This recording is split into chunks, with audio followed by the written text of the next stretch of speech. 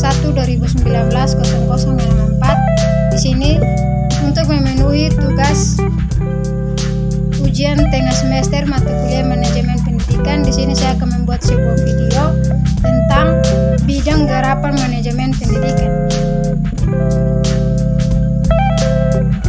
yang terdiri dari beberapa bagian, yaitu bagian pertama pengertian bidang garapan manajemen pendidikan, yang kedua jenis-jenis bidang garapan manajemen pendidikan, dan yang ketiga tujuan bidang garapan manajemen pendidikan.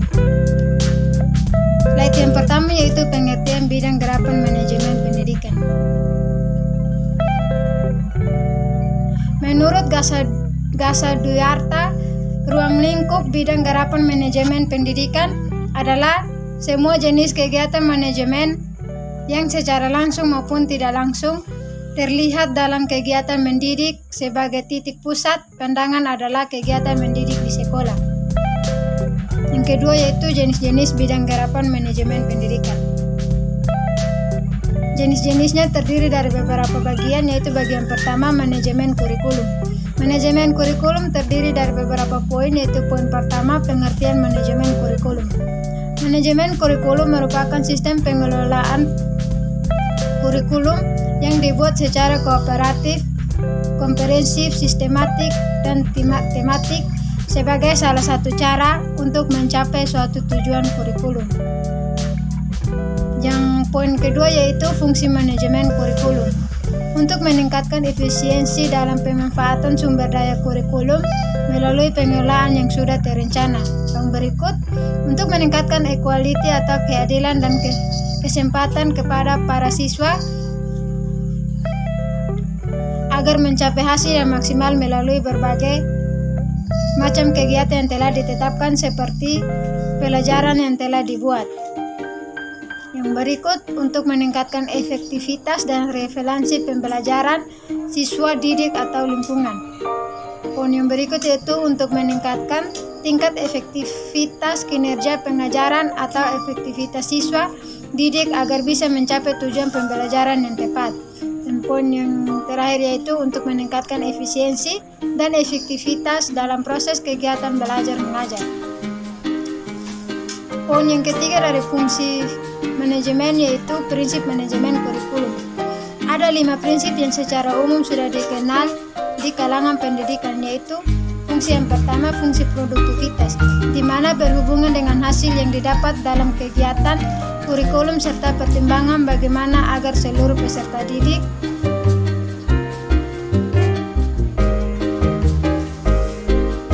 bisa mencapai hasil yang sesuai dengan tujuan kurikulum yang telah dibuat. Yang kedua yaitu fungsi demokratis,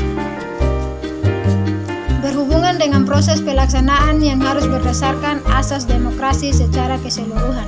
Yang ketiga fungsi kooperatif, prinsip yang berhubungan dengan perolehan hasil yang diharapkan harus diikuti dengan kerja yang positif di antara pihak-pihak yang terlibat. Yang berikut itu fungsi efektif dan fungsi efisien. Melihat efektivitas dan efisiensi pada berbagai komponen yang ada di dalam manajemen kurikulum seperti biaya, waktu, dan tenaga kerja. Yang berikut yaitu mengarah visi, misi, dan tujuan yang sudah ditetapkan melalui manajemen kurikulum. Poin yang kedua yaitu manajemen kesiswaan. Pengertian manajemen kesiswaan. Manajemen kesiswaan merupakan salah satu upaya yang dilakukan agar bisa memberikan pelayanan sebaik mungkin kepada para peserta didik dari mulai proses penerimaan siswa baru hingga ia meninggalkan lembaga pendidikan tersebut. B yaitu tujuan manajemen kesiswaan. Manajemen kesiswaan dianggap sangat penting untuk bisa mewujudkan masyarakat madani khususnya dalam tata kehidupan dalam berpendidikan. C yaitu fungsi manajemen kesiswaan. Pelaksanaan manajemen kesiswaan juga memiliki fungsi sebagai salah satu wahana untuk para siswa agar bisa mengembangkan potensi dirinya secara optimal. D yaitu prinsip manajemen kesiswaan. Adapun beberapa prinsip yang harus ada dalam manajemen kesiswaan, yaitu yang pertama, penyelenggaraan manajemen kesiswaan harus mengacu pada peraturan yang berlaku. Programnya akan akan dilaksanakan. Yang kedua yaitu manajemen kesiswaan merupakan bagian keseluruhan manajemen sekolah. Yang ketiga yaitu harus bisa membawa misi pendidikan yang tepat. Yang keempat, harus berupaya dapat menyatukan para peserta didik. Yang kelima, sebagai salah satu upaya agar bisa mengatur peserta didik. Yang keenam, mendorong serta memacu kemandirian yang dilakukan para peserta didik.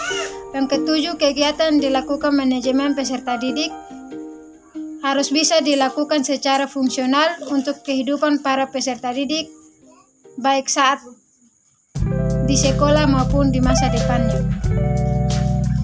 Yaitu ruang lingkup. Ruang lingkupnya pelaksanaan manajemen kesiswaan terdiri dari beberapa bagian. Bagian yang pertama, melakukan analisis kebutuhan para peserta didik, merencanakan beberapa kuota siswa yang akan diterima atau penyusunan program kegiatan. Yang kedua, melakukan rekrutmen peserta didik. Yang ketiga, melakukan seleksi peserta didik. Yang keempat, orientasi peserta didik saat melakukan penerimaan siswa baru. Yang kelima, penempatan peserta didik atau pembagian kelas. Yang keenam, pembinaan dan pengembangan peserta didik bisa dengan ekstrakurikuler dan program lainnya. Yang ketujuh, pencatatan akta pelaporan mengenai peserta didik. Yang ketiga yaitu manajemen personalia. Manajemen personalia adalah manajemen yang berkaitan dengan perencanaan, pengarahan serta seleksi pegawai, uraian tugas pendidikan, pengembangan dan pelatihan, serta memelihara sumber daya manusia agar bisa membantu tercapainya tujuan yang baik untuk perusahaan, individu ataupun tujuan masyarakat. Dalam hubungannya dengan masalah manajemen personalia ini, ada beberapa tugas yang perlu dilakukan oleh pimpinan sekolah, yaitu yang pertama perencanaan kebutuhan, yang kedua penerimaan dan penempatan tenaga, yang ketiga penyelenggaraan program orientasi.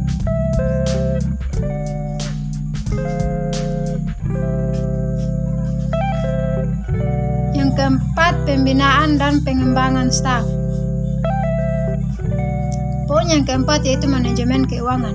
Masalah keuangan adalah masalah yang peka. Oleh karena itu, dalam mengelola bidang ini, pimpinan sekolah harus berhati-hati, jujur dan terbuka agar tidak timbul kecurigaan baik dari staf maupun dari masyarakat atau orang tua siswa.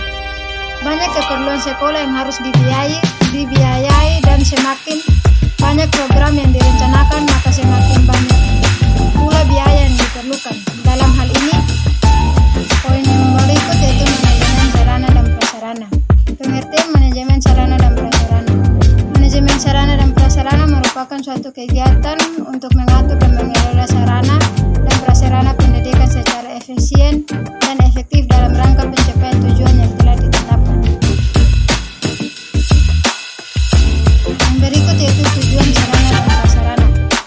Tujuan dari manajemen sarana dan prasarana pendidikan yaitu agar dapat memberikan kontribusi yang optimal dan profesional yang berkaitan dengan sarana dan prasarana terhadap proses pendidikan dalam mencapai tujuan pendidikan yang telah ditetapkan. Slide yang berikut yaitu prinsip-prinsip manajemen prasarana. Prinsip-prinsip tersebut menurut Pak Fadal adalah yang pertama prinsip pencapaian tujuan, yang kedua prinsip efisiensi, yang ketiga prinsip administratif, yang keempat prinsip kejelasan tanggung jawab. Poin yang keenam yaitu manajemen hubungan sekolah dan masyarakat. Sekolah adalah